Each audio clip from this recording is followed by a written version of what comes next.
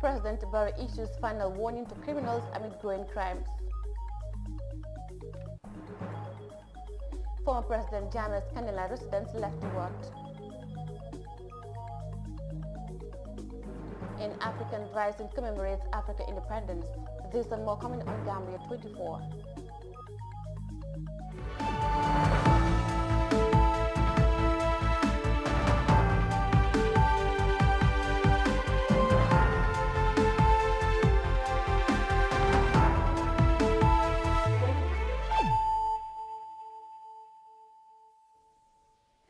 Hello, good evening. This is Gambia 24 News with me, Mariama Cham, and thanks for joining us.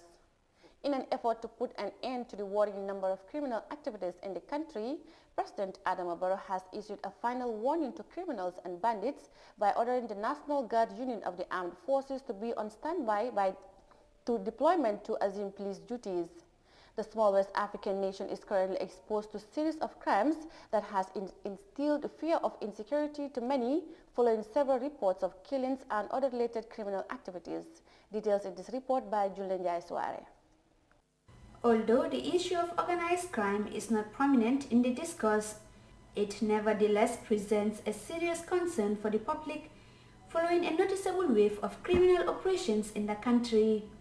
Concerned with the situation, the Gambian leader deemed it necessary to address the nation as the country continues to register an upsurge of reported violent crimes, especially alleged killings and thefts. Unfortunately, it is now evident that some individuals and groups among us are taking advantage of the prevailing free and democratic environment to engage in violent-related crimes such as illegal possession of arms, robbery, burglary, rape, and various types of assaults, some of which tragically end in fatalities. This must stop, and it must stop immediately. Despite various mechanisms implemented by the security in combating the current fragile situation, unfortunate incidents continue to spark public discourse across the country. In 2021 alone, for example, more than 10 cases of killings were recorded as per media reports, some of which remain in police files without resolution. Gambia's head of state added that it is his primary duty as President and Commander-in-Chief of the Armed Forces to keep the country safe, saying he will discharge his responsibilities without fear, favor, ill will or affection. As a final warning to the criminals and the bandits in our midst, I hereby order the National Guard Unit of the Armed Forces to be on standby for deployment when needed, to assume police duties as provided for under the National Guard Unit Police Duties Regulations. Together with all citizens, we must never allow the Gambia to be a safe haven for criminal acts and banditry. Under these circumstances, the Gambian leader said he is duty-bound to remind and call upon all well-meaning Gambians and residents of the Gambia to equally take their own security seriously. This is not about politics. Crime is not a political matter and therefore should not be politicized. Let us join forces to eliminate crime and expel all criminals from our communities. The Gambian leader urged Gambians not to harbor criminals in their homes or try to assist in covering their crimes. He further stressed that the lives and properties that the law enforcement officers strive to protect belong to them. For iAfrica News, I am Yahya. Africans rising hopes of tomorrow join Africa's African and across the continent and beyond in commemorating the African Liberation Day. 25th May each year is marked to pay homage to the foundation of Organization of African Unity, the OAU, in 1963. Fatmata Kasim tells us more. The African Liberation Day is observed to celebrate the hard-fought achievement of the ending colonial occupation of the continent. This year, it is the 58th anniversary of the foundation of the Organization of African Unity. otherwise the OAU, which is today known as the African Union. The 2021 theme of the African Day is Pan-Africanism in the 21st century, our rights, our health, our future. Mohamed Lamin Seydiken, movement coordinator at African Rising, upheld the need to celebrate the tremendous effort made by Pan-African intellectuals who led the way to freedom. Pan-Africanism is an ideology that encourages and strengthens bonds of solidarity among people of African descent, that they commonly share a common interest, that they deserve to be celebrated. It is aided anti-colonial and neo-colonial struggles, a means of solving our regional development challenges and continental unity. Pan-Africanism laid the foundation that has enabled Africans to resist, to protest, champion the cause of freedom for all Africans on the continent and in diaspora. In the past, several Africans have conveyed their struggles on how the continent can gain political independence from the colonial masters or colonial leaders. Mr. Abdullahi, the chairman of Hopes of Tomorrow, raised a question as to whether the continent is fully liberated or not. I think when we say African liberation, are we really liberated? This is a question that lingers in everybody's mind and head, that are we really liberated, looking at the situations. Each time we want to do something, we have to go look for foreign aid. Each time we want to do anything, the influence has to come outside of the continent. It has to either come from the probably the Middle East, probably the European Union, the UN. So we hardly have our own activities that is influenced by us or our leaders. So this is why we are thinking that we have a lot of things to do. Mohamed M.S. Bas said it's important for Africa to rethink or create its own sovereignty wealth to cater for its need, without which, he said, the colonial enemy will continue to colonize. So I believe it is important for Africa to rethink and create their own sovereign national wealth for their own African people, which is very important. Because we will come back here and also raise the same issues. The theme is health.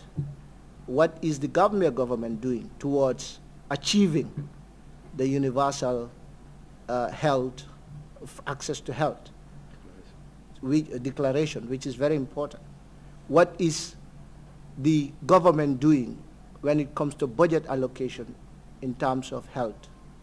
Are we going to depend, because if you look at our budget, most of this, the high item on the agenda is debt payment, which is over 7 billion. Is that going to be sustainable? Are we going to take loans to pay debts? What are we doing around us to ensure that we create that sovereign national wealth so that we can empower ourselves as Africans? The spirit of unity with Africa and the diaspora have always been resounded on every platform of this nature. While the bigger dream of the concept of both the OAU and the AU remain as prestigious targets, Africa and her population across the world are informed of the evil of colonial experience. The historic nationalism movement that fought to end the European occupation of the African continent has been lasting legacy to even contemporary challenges for Africa and people of her origin. The recent Black Lives Matter movement that engulfed the entire globe, the theme of respect and equality is among the spirit of African liberation. For iAfrica News, I am Fatoumata Kasim. Now, Halifa Saleh, presidential candidate for People's Democratic Organization for Independence and Socialism, DOIS, says Gambia is still a nation without hope since attaining independence. He was speaking at the launching of DOIS' transformative agenda for 2021. Halifa Saleh says Gambia for 56 years endures voicelessness and hopelessness, and that his party has come with a transformative agenda to restore hopes in Gambians. Here is an excerpt from the DOIS leader. Every day you hear people that I am afraid that if I say this, I may lose my job, or I will not get a job, or somebody will not consider me. That therefore I am voiceless. That I have shouted about my problem. I've shouted about my poverty. But nobody is there for me. And this is constantly what people say. I am powerless. We say we are liberated today, and every single day you hear people. I am voiceless. I am powerless. I am helpless. I'm hopeless. That's why Doi had to capture the state of our people in its preamble.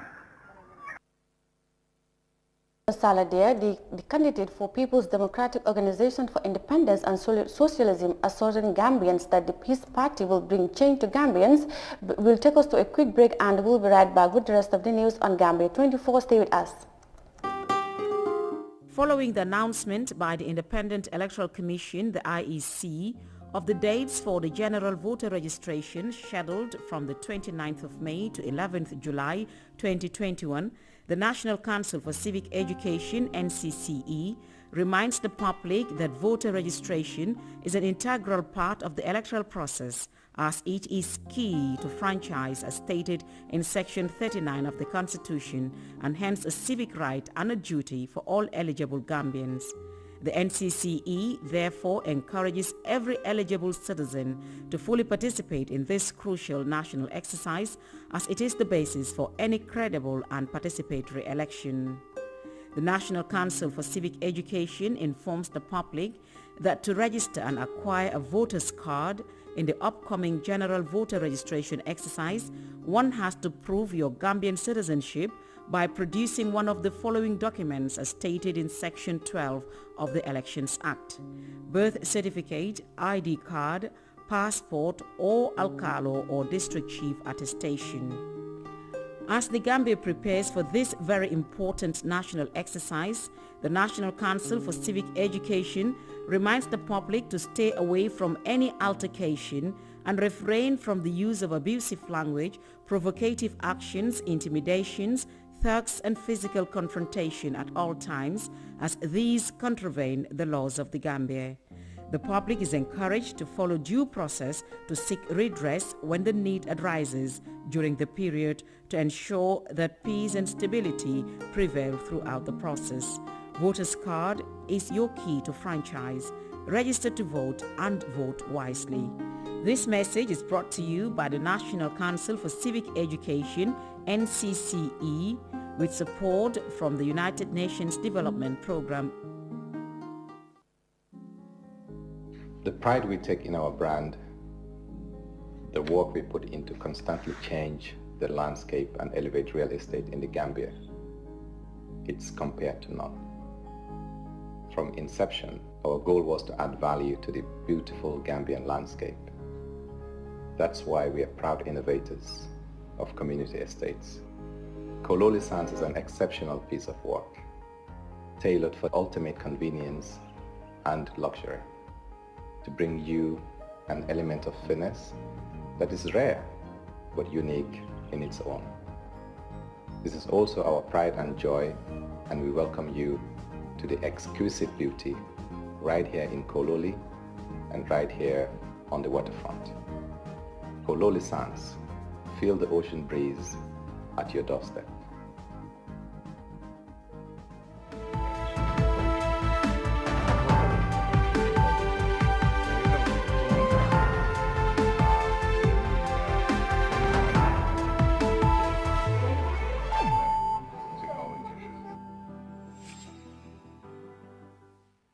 Welcome back, and this is Gambia 24.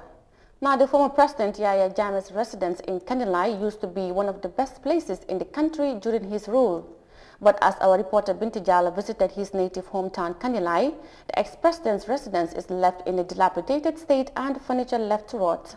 She now has more.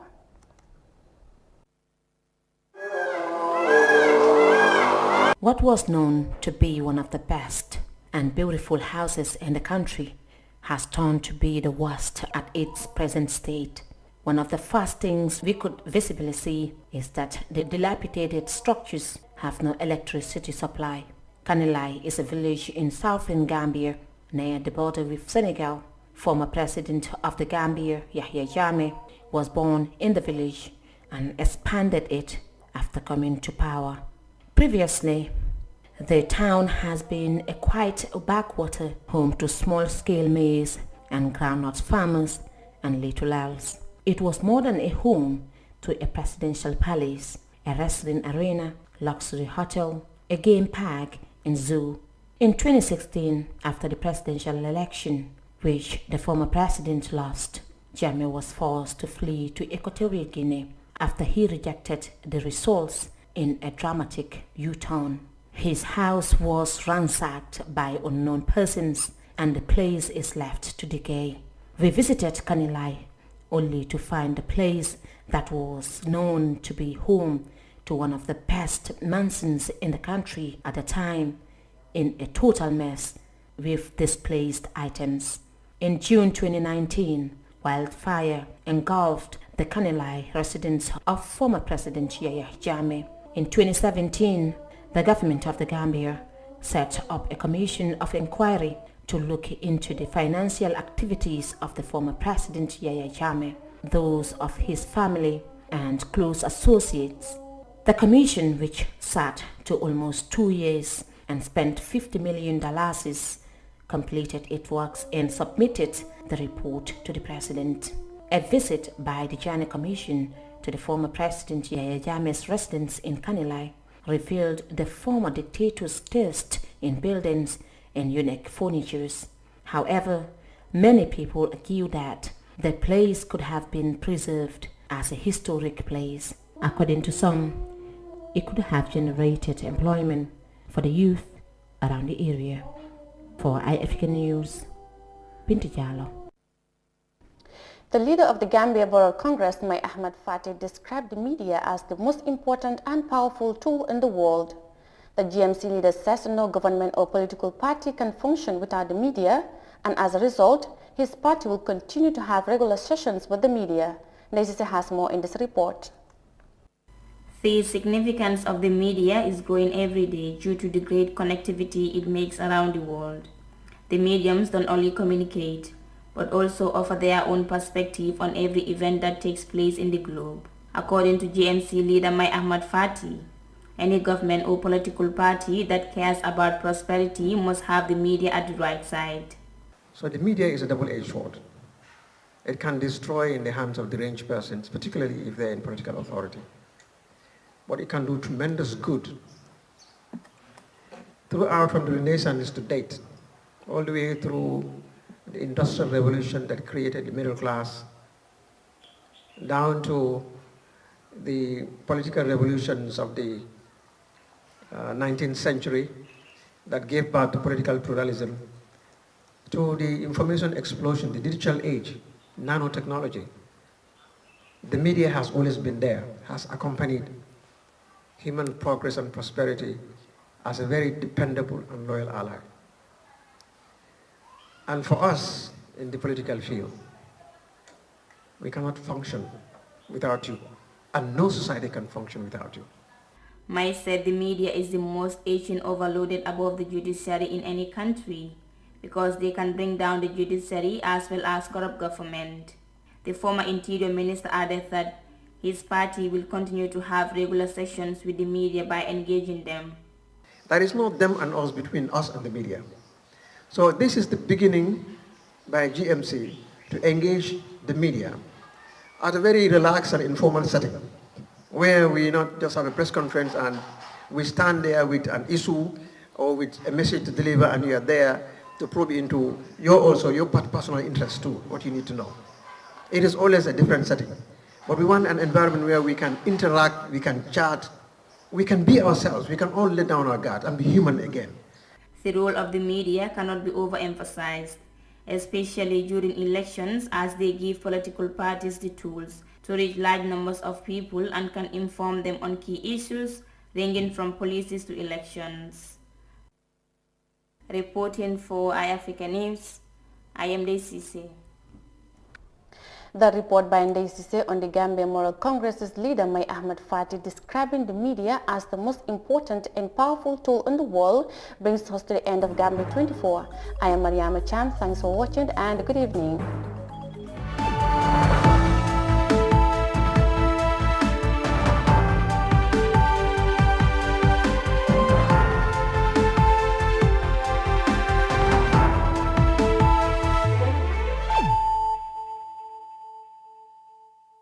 tey moom dama ne naa ñëw xool si sa tabax gi. loolu nag kontaan naa si bu baax.